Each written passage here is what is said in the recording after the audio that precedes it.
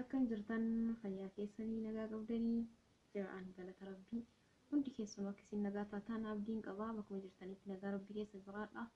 Bakka nagaan gara chaanaalaa kiyyaa dhuftan warroonni chaanaala kiyyaaf haaraa taatan sabiskiraayib laayik sheer gochuudhaan gara maatii kiyyaatti dabalama hanga xumura qophii kiyyaatti nu wajjin turan affeerraa kooti.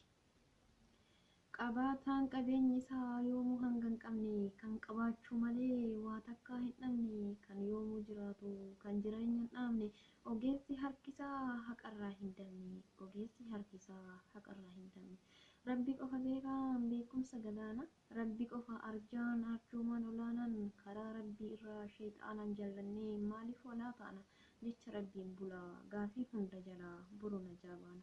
Jecha rabbiin bulaa gaafii hunda jalaa boru najaa baana.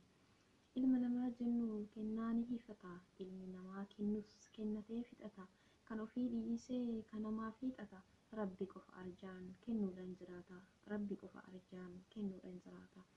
Kan kennee hin fixne rabbuma arjaanii kan kennaa hin fixne kan kennaan fanne arjooman dachaanii dara makaan qabu kan kennu saqaanii dara makaan qabu kan kennu saqaanii. Qabeenyi ilma namaa fixeensa maquudha jireenyi ilma namaa waan deemsa maquudha kennaa tolaa feenaan karaa rabbi jedhuun rabbitti dhaquudha kan rabbiiti guutuun kan namaa hanquudha kan rabbiiti guutuun kan namaa hanquudha. Hojiin ilma namaa hedduu mudoon dhabu hojiin rabbii garuu mudoota kan qabu ilmi namaa hunduu sharri ta'e khairii waan hojjete dhabu nama rabbiin faallaa hojjete yoomillee kadachaadhaan cabu nama rabbiin faallaa hojjete yoomillee kadachaadhaan cabu. Kan yoomuu jiraatu jalqabaa dhumatti kan furmaata laatu kallattii gumatti mo'ataa waa takka gufatee hin cabne rabbi qofa guutuun waa takka hin dhabne rabbi qofa guutuun waa takka hin dhabne.